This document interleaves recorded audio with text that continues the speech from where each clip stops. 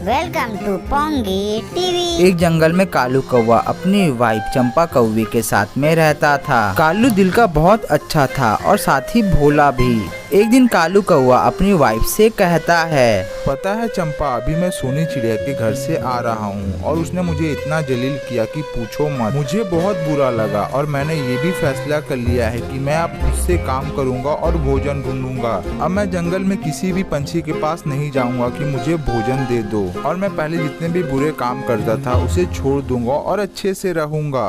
कालू जी, ये आपने तो सही सोचा है, लेकिन आप ऐसा कर पाइएगा ना? हाँ चंपा, मैं कर लूंगा। दुनिया में ऐसा कोई काम नहीं है जो मैं नहीं कर सकता हूँ। तुम बस देखो अब कालू कौवा कितना मेहनत करता है और खुद के दम पर कितना आगे बढ़ता है। चंपा, तुम तो जानती हो जंगल में हमारी कोई भी इज्जत नहीं करता है। सब हमें नीची नजर से देखते हैं और हम लोगों से कोई ठीक से बात भी नहीं करता है। चंपा, मैंने सोचा है मैं बहुत मेहनत करूंगा और बहुत सारा अनाज इकट्ठा करूंगा और जंगल के सभी पंछियों में वो अनाज बांट दूंगा। हाँ कालू जी, आपने सही कहा। आप मेहनत करो, मैं आपके साथ हूँ। अगर आपने ये काम कर दिया तो जंगल में हमारी जो भी इज्जत नहीं करता था वो अब हमारी इज्जत करने लगेगा। ठीक है चंपा, मैं अब चलता हूँ। उसके बाद कालू कौवा जंगल चला जाता है भोजन की तलाश में। कालू कौवा बहुत मेहनत करता है और बहुत देरी तक भोजन ढूंढने की कोशिश करता है। कालू कौवा की मेहनत रंग लाती है और उसे ढेर सारा भोजन मिल जाता है और वो सब भोजन लेकर कालू कौवा अपने घर वापस आ जाता है। चंपा, ये देखो मेरी मेहनत रंग लाई। पहली बार इतना भोजन मुझे मिला। अब मैं कल ये सारा भोजन सभी पंछियों में बांट दूंगा।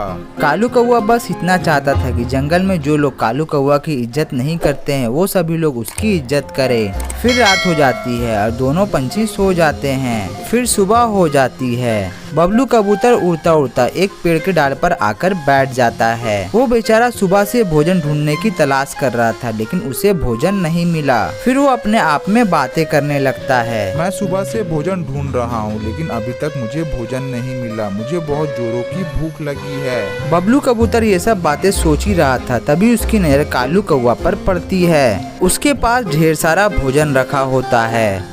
भोजन को देखकर कबूतर के मुंह में पानी आ जाता है। अरे वाह भाई, इस कालू कौवे के पास कितना सारा भोजन पड़ा है। अगर ये मुझे थोड़ा सा दे दे तो मजा ही आ जाए। लेकिन कालू कौवा मुझे भोजन नहीं देगा। मुझे भोजन चोरी ही करना पड़ेगा। उसके बाद कबूतर वो भोजन को चोरी करके वहाँ से भाग जाता है। जब कालू कौवा देखता है तो उसका सारा भोजन चोरी हो जाता है। चंपा, देखो हमारा सारा भोजन चोरी हो गया। जो हम लोगों ने सोचा था अब वैसा नहीं होगा। मुझे लगता है किसी चोर ने हमारा सारा भोजन चोरी कर लिया है। लेकिन कालू जी, पहले हम लोग दूसरों की भोजन चोरी करते थे, अब हमारा भोजन चोरी कौन करेगा?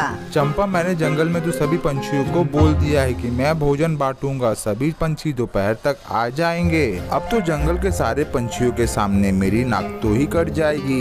मैं अपनी इज्जत फिर से नीलाम नहीं करना चाहता हूँ। मैं एक बार फिर से कोशिश करूँगा। मैं फिर से जंगल जा रहा हूँ भोजन की तलाश करने के लिए। मैं जरूर भोजन लेकर आऊँगा।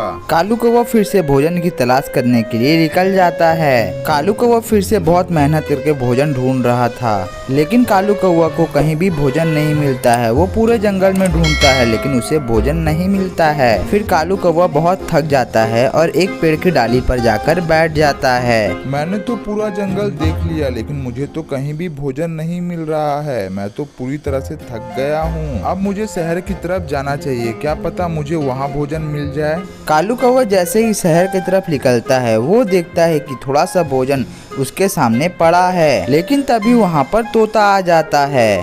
तोता, ये अनाज मैंने पहले देखा है तो इस पर मेरा अधिकार है। नहीं कालू कौवे, मैंने पहले देखा है और ये भोजन मेरा है। अगर ये भोजन मैं नहीं लेकर गया तो मेरे बच्चे भूखे मर जाएंगे। कालू कौवा, प्लीज मुझे ये भोजन लेकर जाने दो। ठीक है तोता, तुम ये भोजन लेकर जा सकते हो। मैं फिर से अपने लिए कोई दूसरा अच्छा सा भोजन ढूंढ लूंगा। भोला भाला कालू कौवा अपना सारा भोजन उस तोते को दे देता है। और इधर जंगल के सारे पंछी कालू कौवा के घर के पास आ जाते हैं, क्योंकि कालू कौवा ने जंगल के सारे पंछियों से कहा था कि वो अनाज बांटेगा। चंपा बहन, कालू भैया कहाँ है? उन्होंने कहा था कि वो हमें अनाज बांटेंगे। कहीं कालू कौवा ने हमें धोखा तो नहीं दिया है? हमें बुलाकर वो नहीं आएंगे? नहीं नहीं कबूतरी बहन, ऐसी कोई बात नहीं है, बस कालू जी घर ही आते होंगे। और इधर कालू कौवा अब शहर आ चुका था भोजन की तलाश में। वो एक जगह देखता है कि बहुत सारा अनाज पड़ा हुआ है। कालू कौवा वो अनाज के पास जाता है और अनाज देखकर बहुत ज्यादा खुश हो जाता है। हे भगवान, आपका बहुत बहुत शुक्रिया, आपने मुझे मेरी मेहनत का फल दे दिया। अब जाकर मेरी परेशानी खत्म हुई। कालू कौवा वो सारे अनाज लेकर वहाँ से निकल जाता है। थोड़ी देर बाद ही कालू कौवा वो भोजन लेकर अपने घर वापस चला आता है। कालू कौवा को देखकर जंगल के सारे पंछी बहुत ज्यादा खुश हो जाते हैं। फिर चंपा कौवी कालू कौवे से कहती है, अच्छा हुआ जी आप वक्त पर आ गए, नहीं तो आज हमारी फिर से इज्जत खराब हो जाती। नहीं चंपा, मुझे तो आना ही था। मैंने बहुत मेहनत किया और भगवान ने मुझे उसका फल दे दिया। फिर कबूतरी कालू कौवे से कहती है, कालू भैया आपने भोजन देने के लिए बुलाया था, हम लोग कब से आपका इंतजार कर रहे हैं। अच्छा हुआ आप आ गए, अब हम लोगों को थोड़ा थोड़ा भोजन दे दो। हाँ कबूतरी बहन, आप सभी को थोड़ा थोड़ा भोजन जरूर मिलेगा। उसके बाद कालू कौवा जंगल के सभी पंछियों को थोड़ा थोड़ा भोजन बांट देता है। जंगल के सारे पंछी कालू कौवा और चंपा कौवी से बहुत ज्यादा खुश हो जाते हैं और उन दोनों की इज्जत करने लगते हैं। कालू भैया आज हम सब पंछियों को बहुत ज्यादा खुशी मिल रही है। आज आपने इतनी मेहनत करके सभी पंछियों को भोजन खिलाया।